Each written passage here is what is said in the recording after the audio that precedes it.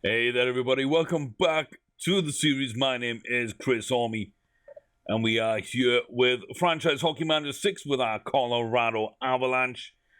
Sad to say, Season 3 seems to have disappeared. I recorded it. There was an audio glitch during recording, so I paused the recording, reinstalled the drivers for my headset, my mic, and resume recording, and I could see, just like I can see now, the audio bar sort of ticking up when I speak for the recording. Apparently it recorded without sound and without video. It was just purely black screen. So 3 hours of recording gone. I believe we were about to head into the playoff. That's the last video we have up. I had about 3 seconds of video before it went black, where you could see the screen, but you could not hear me at all for the playoffs. So, quick little recap. We didn't win. Tampa Bay Lightning are your champions. We basically went into the draft with a couple of plans of what we wanted to do and how we wanted to set up the team. We did that. We did what we could. So, yeah, I'll run you through the changes between this team and the team you saw. But really, yeah, it kind of sucks that we lost that entire year. About the playoffs, though, I'm pretty sure Tampa Bay beat Boston in the first round. I believe they then beat Buffalo, who overcame Florida. Then they faced off against Columbus, who had beat Carolina, and Pittsburgh, who had defeated Washington in that first round to get there. So that's how they went to the final. Yeah, really weird there. We defeated Calgary in 5 games. I want to say 5. It might have been 6. Then we faced St. Louis Blues, who defeated Dallas in the first round. Edmonton had beaten San Jose in 4. And the LA Kings, I believe, beat Vancouver. Then Edmonton beat the LA Kings with a 5-game series. We beat St. Louis in Game 7. And then we beat Edmonton in 6 after going 2-0 down. We were 2-0 down in the Calgary series. We were 3-1 down in the St. Louis series. We were 2-0 down in the Edmonton series. Every single time, we really had to fight back to defeat them. So we had a Game 7, a Game 6, and a Game 7, I believe, for our entire playoff run. We got into the Stanley Cup Finals against Tampa Bay. We lost the opening 2. We got the third game. They won Game 4. We won Game 5. And then in Game 6, on home ice, Tampa Bay grabbed the win. At least that's how I remember it. I don't have any proof of that. But I believe that's what happened. And to be said, it's got to be said, Tampa Bay were by far the better team. And fully deserved to beat us. Fully deserved. I think that's how the playoffs went anyway. So, St. Louis over Dallas. They get knocked out by us after defeating Calgary. And then we meet Edmonton in the Western Conference Finals after they overcome the Sharks. And then I believe the Kings overcame the Canucks in 5. And then get knocked out in a sweep by Edmonton, or in 5 games by Edmonton. They either swept the first or the second and took us to 7 games. So that's how it all broke down. That's kind of where it all went wrong, as you were. Then if we have a look here at the transaction log, you can see we did a lot of trading. We basically threw out 100 or so trades along the way. So you can see what we got and where we got them. So we gave up quite a lot in this first trade here, where we basically got Sebastian Aho and a second. But to get that, we had to give up our own first. So we downgrade a pick. That gives a little bit of weight on our side, but Aho is a big player. We gave up Mackenzie Blackwood. Again, we just kind of have to use him where we can as backup for the season. He did really well, and then trade him where the value is good. Nikushkin, Yamamoto, and also Connor Timmins. It was time to get rid of those as depth pieces to get some better youngsters in that I thought had a better career ahead of them. Then we went and got Dougie Hamilton to fill that Connor Timmins hole. We also got a second and a third back, giving up Albin Grew, who was our second line centre throughout the season. We give up our own second there, so we upgrade slightly on seconds if we're playing well, which we have been and can continue to expect to do so. And then a fifth, sixth, and seventh in that deal as make-weights. I think it would have gone through without that sixth, but we added it in anyway. And then the next day, we had another trade come back as acceptable. Patrick Laine for Tolvanen, who I believe was third choice or maybe fourth choice on that right wing. Tendek, who is a young sort of potential player on the AHL roster with Gilbert, another one, defender and a winger, I believe. And the rights to Kochi, who we had drafted not long ago. I was trying to get away with a third in that deal. We had to upgrade it to a second, but Patrick Laine coming in is a big deal. And then we had signed Johnny Gaudreau as a free agent. You can see that. Big money deal. And then we start realizing, hold on, we're way over budget. We are way over budget. We are way over the salary cap. We've got contracts to redo. We cannot do this. As good as this team looks, we can't do it. We cannot do it. So, Johnny Gaudreau, sadly, signed to deal. Not something I like to see, but it was a mistake on my point of view there. Thinking we'd have the money that we did not have. He goes out, fourth, a third, and a first. We're basically slightly upgrading by trading with Buffalo for their first and third instead of ours. We're giving a fourth plus Johnny Gaudreau to get back Tyson Jost. So yeah, happy enough to do that deal in the end. Bring back Jost, and it's a much better contract. Player type fairly similar. Player levels and abilities slightly worse with Jost. But I don't know. I like that trade. I like that trade.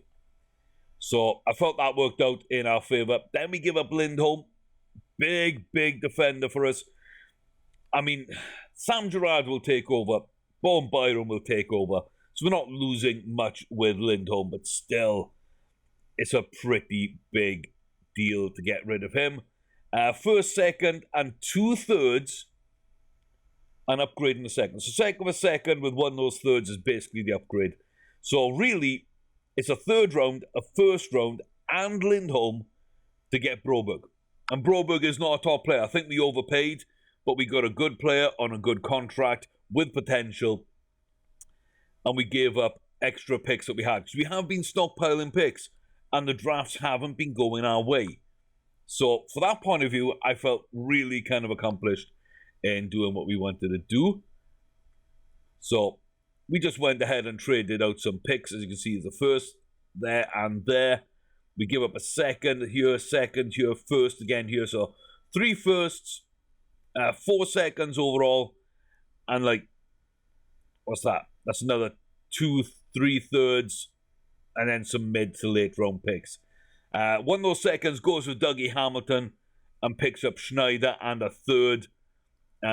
Again, we're getting worse, but we needed to.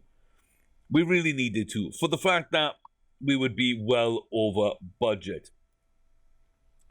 So if you look at, here we go, in the draft. We had Berglund, of course, who we could use.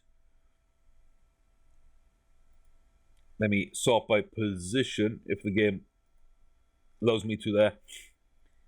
Yeah, so we had Berglund, who very solid prospect at right defence. I'm excited to see what he actually turns into. And then Leshevsky, a good little pickup, second and third round picks there from last year. And then this year in the draft, there wasn't too much available. Legkov, again, I don't believe he's a 3-star player. I really like Legkov, so I'm hoping that he's a much better player. Honestly, much better player. Then in the second round, we kept it Russian. Wow. I always have problems with this. I can say it until I try and break it down, then I stumble. Miroshnichenko. See, if I don't try and break it down and I let it roll, it comes out. But Miroshnichenko is a very decent winger that can play either side.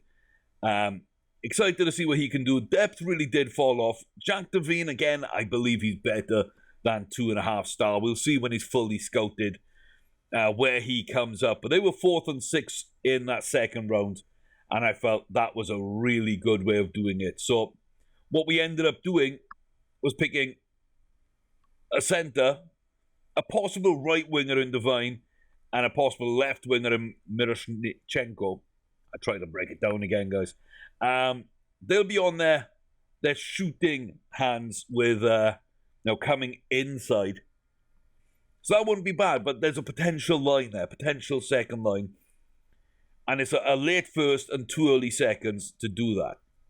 So even if they're all up to about 3-star, maybe 3.5 star, I think they fit perfectly as a second line together. So we'll see how that works out for them. We will see how that works out. We also then got Benz in as a young defenseman. Again, possibly a second line defenseman, top 4 guy on that right-hand side. He was actually just before Miro and Devine in round 2. And you can see another late pick, Sam Samblad. He went after Lankov at the end of the first. So, again, it's another pairing, guys. It's another pairing. So, Berglund and Leshevsky are there on the right for depth. And then the way I was thinking about it was Devine can play right, Miro can play left, Levkov down the centre, and then Benz and Samblad as the backup. Sort of second line defensive core, second line of the offensive core. We've drafted a team. We haven't got a goalie, but we've got good young goalies. I've got a second pairing for defense and a second potential line for the offense. And that was my big draft. I went really European. Devine was, too good to ignore.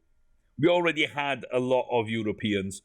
And honestly, by the time I got there, a lot of the good Canadians, a couple of the Americans that I really liked weren't there.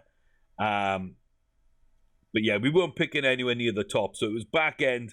So I stockpiled a lot of early seconds. And I tried to make some trades to get into position to a point where we could really help ourselves out. And so right now you can see Devine, I think that's a bit of a harsh rating. He'll go up to a 3. A couple of these 3s might go up to a 3.5. Berglund, I think, will either hold that or drop down a little, maybe. But we're all within that bracket, between 3 and 3.5 stars, I fully believe.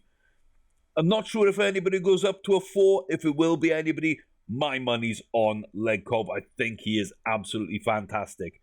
So yeah, that's kind of what we got. Like I say, right now, he's thought of as a 4. We just rate him as a 3. He is out in Russia. But he looks like a really solid kind of player.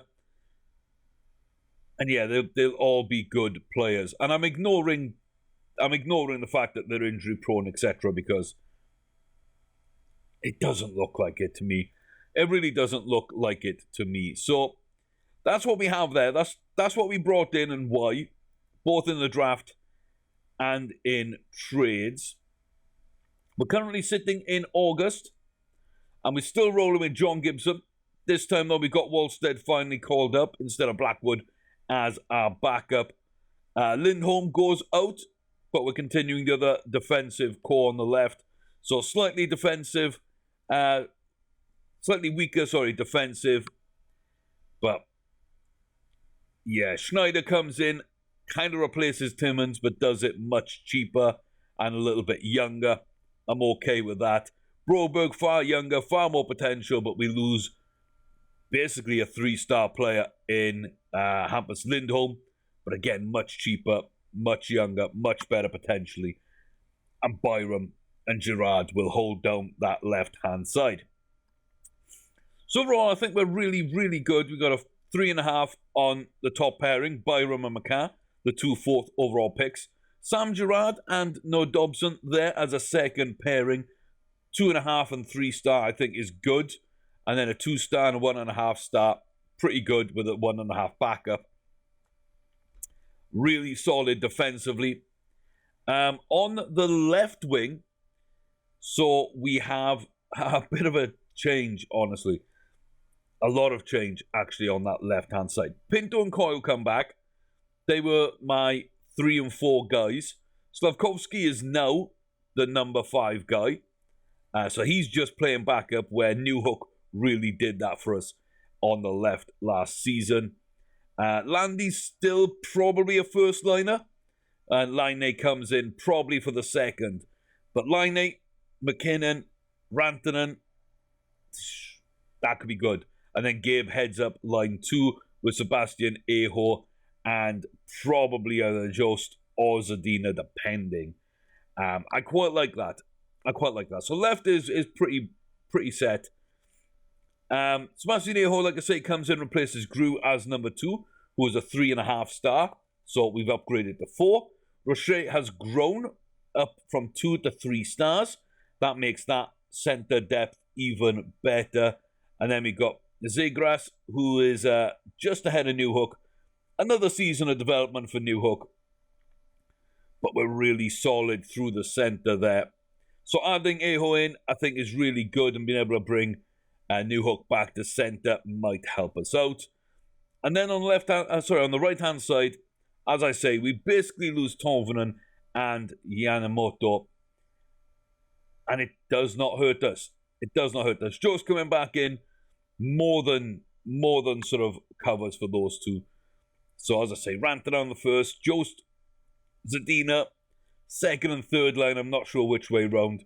And Bokage can probably hold that 4th line for now, and we'll see how he goes.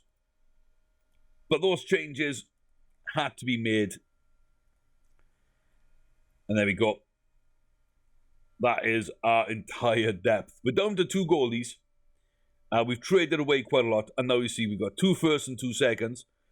We've got a single first and 3 seconds in 24. And then we got a single first, 3 seconds, and a third in 25. So we're hoping to gain a couple of lottery picks and move up if we can in that first round. But if not, I'm pretty happy with how things are going. Jost is currently a left winger. We're pushing him back as the right winger, of course. We can always move someone like Sebastian Aho to the wing if we wanted to. But really, I think we're pretty good where we are. If we look at the defensive ratings and then look at the face-offs, 14s for all the centres. A 16 from Theo Rocher. If we wanted to put Landy out there, we could with a 15. Slavkovsky, Pinto again, decent. So I think we've got people set up in the right way. I'm very happy with that. Mental ratings, we look at the leadership ability, and then, of course, professionalism, the temperament of a player, the team player determination. All those factor into a captain. Right now, McKinnon is a great, great captain for us. Landy holds on despite, formerly being a captain. He holds on to that vice-captain armband, that assistant. He's a little bit ahead of some of the others up and coming. And then Cale Makar, the star of the defense right now. Him and Byram will be absolutely phenomenal, I'm hoping. So yeah, that's where we line up and how things are going. There's, like I say, nobody to re-sign. there's probably no reason to go into free agency right now. We could get a young goalie who could be pretty decent. We could get Djokovic.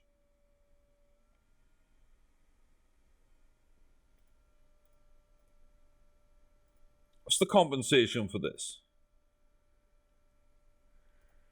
Absolutely nothing. Absolutely nothing. 3-star goalie, 3.5 potential. Absolutely no worries whatsoever there about compensation. It's under the amounts, and this as well.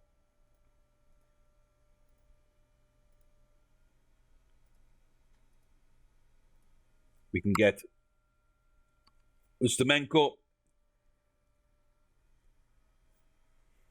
There we are. The depth is pretty good, and we can even get Kravtsov.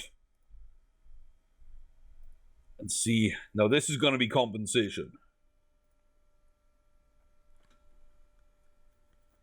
Second round pick.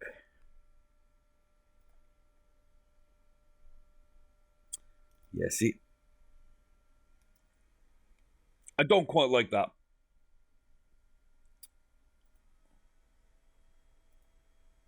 I don't like that. Cam Fowler, Spurgeon, Ekblad. Yeah, there are little bits that we could do. But if I sign these 2 goalies, okay, so 1 and a 3-star. So, of course, 3-star will be backup, which means Wallstead and the other guy, Oost, will go down as AHL goalies. 1.5 and 1 star. Yeah, he can be sent down to the AHL. And yeah, since we got rid of everybody that was on really big wages, now, well, not everybody, but now we can see where we're going. The fact that we had, like, I think Dougie Hamilton was on 7 million or 6 million, high 6 maybe. The fact that we had Johnny Gaudreau on 9 million. The fact we had a couple other players on like 5 million that didn't need to be there. Now we're actually paying people that really matter. So Rantanen, line 8, Sebastian Aho, what a line that would be. The fantastic Finns, they're all of an age. You know, Landy, McKinnon, and we can pair them up with Jost or Zadina maybe. You know, that would be another fantastic sort of setup there. Although really we'd like a Canadian left winger, which Johnny Gaudreau would have done. But yeah, then we'd have a Canadian line with a Finnish line. But yeah, Landy might get traded. He's on a big wage. He's not really needed for that first line anymore. Second line, I mean, Coyle can come through. I'm not sure exactly what I'm going to do there. We can also, another good thing is, we could also then turn Jost back into a left winger if we did drop Landeskog. So, probably won't happen this season, but it's a way of getting out of that big contract. I'm really not losing too much, so I might look at doing that. I'm really not sure. But the defensive core yet to be paid. 3.5 for McCann and Dobson. You know, Broberg, Byram still on entry deals. 5 for 5 for Sam Gerard. I think he's earned that as well. And Schneider on his entry deal as well. Johnson on an entry deal. I'm really happy. Ability-wise, we've still got 3 stars. You know, goalie, centre, wing. A very young defensive core, but we're starting to get them with McCart and Byram. Gerard at 3-star. Dobson at 2.5. So the top 4 is solid enough without any star players there so much. And a second line that really is pretty good. Third line that is probably better than it should be as well. Potentially a lot of growth in this team. We can replace Gibson. We can replace McKinnon. We could replace Rantanen if we needed to. We can definitely replace a Landeskog. Maybe even this season. Yeah, I'm pretty happy with that. So if we needed to make some changes, we could. I'm just very, very happy with the team we have. So I don't really think we need to do too much. Gerard Gallant is in as the head coach. Good tactical brain. Manages players quite well. Good tactical. We'll see how we get under him. See what we get under him. Re-signed a bunch of people, tons of scouts. We're still looking very good across the board here. Probably can upgrade one or two of these assistants if we wanted to. We're paying some compensation for releasing people. We're going to be sort of spending that money on re-signs later on, so I don't really want to do that now.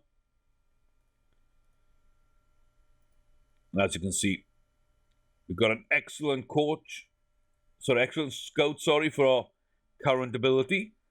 And then some good-ish people. And then we got some phenomenal scouts for potential. And that's where we're looking at. So, we're a little bit out of the start of the season. But I thought this would be good as kind of a placeholder episode in between the season that we've just finished and we lost the footage for, and the season to come up. So we're well underneath the salary cap, which I believe will dip back down to about 81.5. That will be the cap for the season. So we're just about 5 million under. That means we could make one or two signings. Those two goalies would be pretty good. There we go. We can dress the players, as you can see. Johnson, Slavkovsky, Newhook. Pretty decent. They could both play some fourth line time. Johnson would be okay as a sixth defender on some teams. Broberg is that for us, though. Pretty much as expected. Let's have a look at our lines.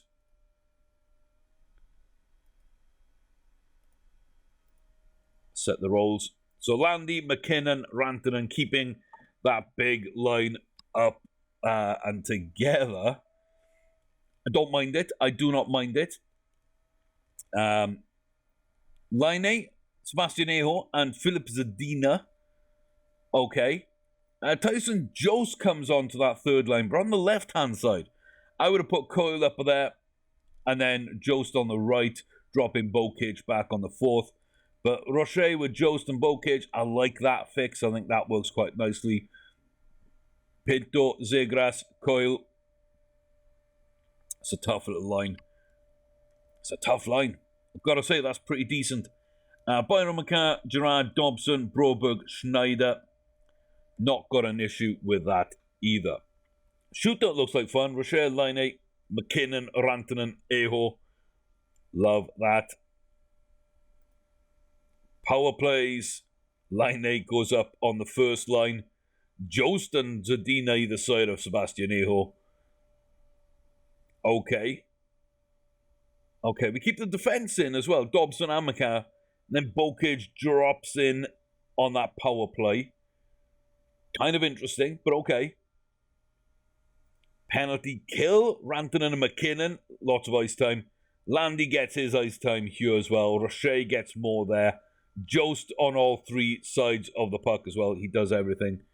Kind of okay with that. Again, I'm kind of okay with that.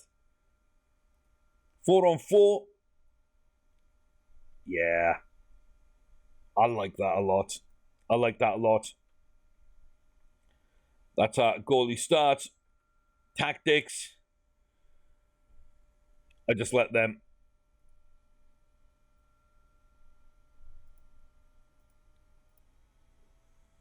set absolutely everything.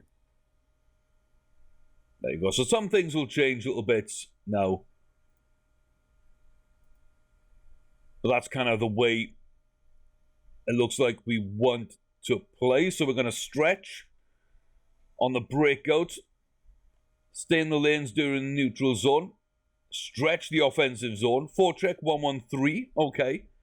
That's a pretty big one there. Cover the neutral zone with a 1-2-2 lock. Okay. So hopefully they attack down center through the neutral zone. Defensive zone, strictly zonal. Short-handed attack, dump and retreat. So we're not looking to get that there. Defensive zones, basic box. Aggressively press the forecheck. Power play defense, we're going to stand our ground. We're going to attack the box +1. And we're going to break out up the center. So it looks like we're set up to attack in a way that we also defend well against. Even strength lines. Very, very good speed, skill, offense, line 1. Pretty much the same on line 2, just a touch less skill. And then we drop down a little bit, but more defense on line 3. And then we're back to a skill line on line 4. I don't mind that. I don't mind that at all. And yeah, I don't think any of these players will be set up to do too much. But there's a lot of attack from McKinnon, from Line. He's been pushed forward a lot. Zadina, Kamakar, Byram's default, okay. Gerard, yeah. So, looks like he's got his ways of setting up the team. So, we'll see where we go under the new head coach with a few new players. Like I said, I think now we've got a genuine 1-2 punch. We've got depth down the centre. We might be seeing the end of Landeskog, but Line in is already a good replacement. And Rantanen's holding off all challenges. But Jost comes back into the team. A younger defensive core, still as good. And we've got to see, can John Gibson make an impact this season? I really hope so.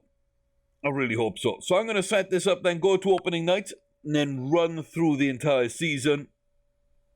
And we'll see what we get up to in season number 4.